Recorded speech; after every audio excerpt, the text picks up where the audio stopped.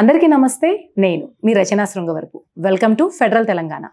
భారతదేశంలో అందులోనూ ఆంధ్రప్రదేశ్లో ఉన్న తిరుమల తిరుపతి దేవస్థానానికి ప్రతి సంవత్సరం లక్షలాది మంది భక్తులు దైవ దర్శనం కోసం వస్తూనే ఉంటారు. ఇక ప్రతిరోజు లెక్క తీసుకుంటే రోజుకి 50,000 నుంచి 1,00,000 మంది వరకు భక్తులు వస్తూ ఉంటారు.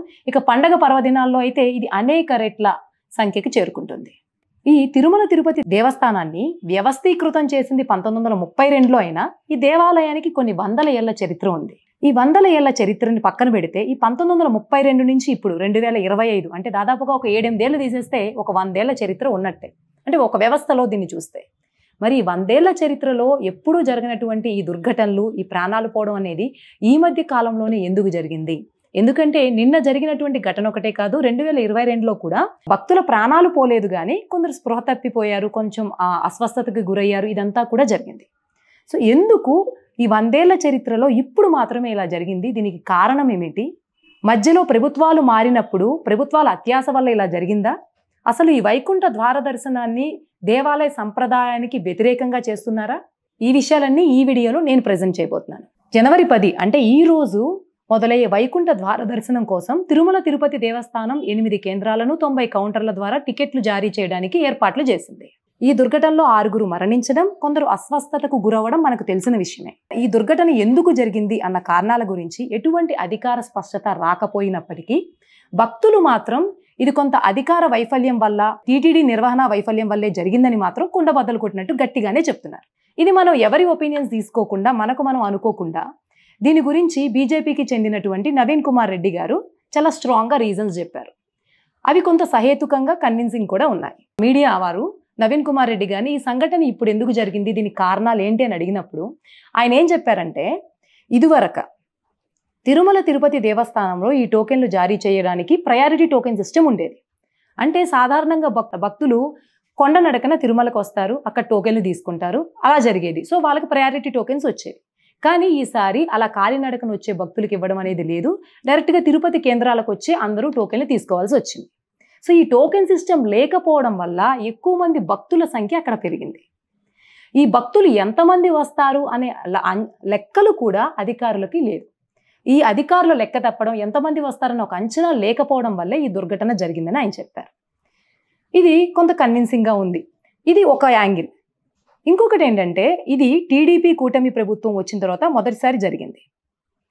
అసలు ఈ టోకెన్ల సిస్టమ్ అనేది ఇది వరకు లేదు. ఇది నవీన్ కుమార్ రెడ్డి గారు చెప్పినటువంటి వివరణ. ఇంకొకటి కేఎస్ కాశీనాథ శర్మ గారు ఎప్పుడైతే వైఎస్ఆర్సీపీ ప్రభుత్వం ఈ వైకుంఠ ద్వార దర్శనాన్ని 10 రోజులకు పెంచిందో అప్పుడు ఒక పిటిషన్ కూడా ఫైల్ చేశారు.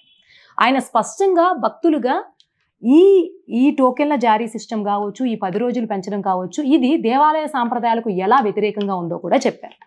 అంటే అంతకు ముందు వరకు కూడా వైకుంఠ ద్వార దర్శనం అనేది 2 రోజులే జరిగేది. ఒకటి ఏకాదశి, తర్వాత ద్వాదశి.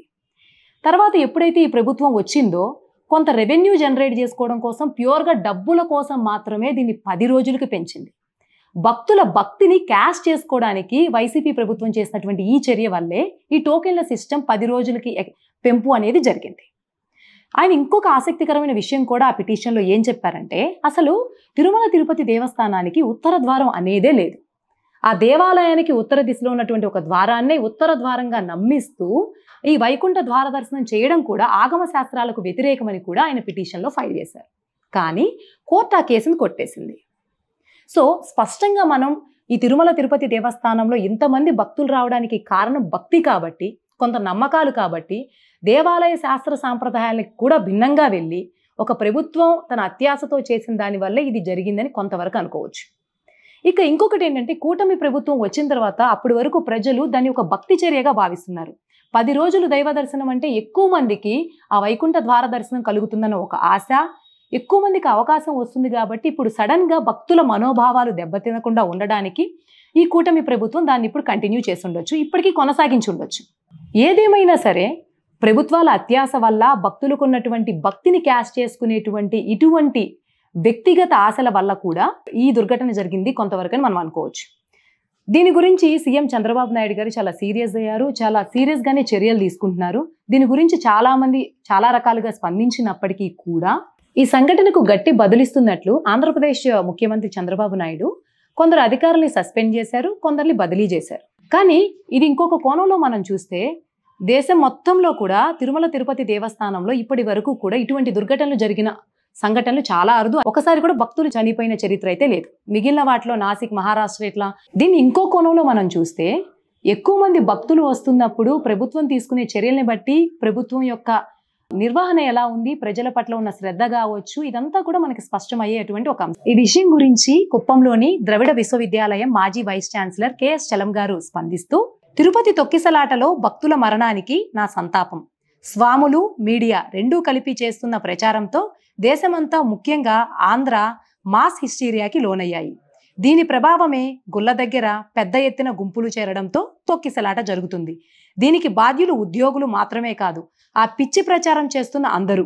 మత స్వేచ్ఛ ఉండాలి, భక్తుడు స్వతహాగా ఆలోచించగలగాలి, స్వాములు మంచి చెప్పాలి, రాజకీయ రహస్య ఎజెండాతో జనాన్ని సామూహిక హననానికి గురి చేయకూడదు. ఇదే విషయం గురించి కర్నూలులోని న్యాయవాది సి నాగేంద్రనాథ్ గారు కూడా స్పందిస్తూ, ఇలా జనం ఎక్కువ మంది గుమిగూడే ప్రదేశాల్లో వారికి భద్రతా ఏర్పాట్లు చేయాల్సినటువంటి బాధ్యత పోలీసులపై ఉంది. కానీ ఇప్పుడు పోలీస్ వ్యవస్థ అంతా కూడా ఎక్కువ విఐపి రక్షణకే ఎక్కువ ప్రాధాన్యత ఇవ్వడం వల్లే ఇటువంటి ఘటనలు జరుగుతున్నాయి అన్నారు. ఇప్పటి వరకు భారతదేశంలో ఉన్నటువంటి అనేక దేవాలయాల్లో ఈ భక్తుల రద్దీ వల్ల ఎంతో మంది మరణించడం జరిగింది, ఎంతో మంది అస్వస్థతకు గురవడం కూడా జరిగింది. కానీ తిరుమల తిరుపతి దేవస్థానంలో ఈ 100 ఏళ్ల చరిత్రలో మృతుల సంఖ్య మాత్రం ఇదే మొదటిసారి నమోదైంది. కనుక ఇది కొంత సీరియస్ అవడానికి కూడా కారణం అదే. అందులోనూ టీడీపీ కూటమి ప్రభుత్వం వచ్చిన తర్వాత మొదటిసారిగా ఇటువంటి సంఘటన జరిగింది. మరి ఇటువంటి చర్యలు పునరావృతం కాకుండా కూటమి ప్రభుత్వం ఎటువంటి చర్యలు తీసుకుంటుందో మనం వేచి చూడాల్సిందే. With the signing off me Rachana.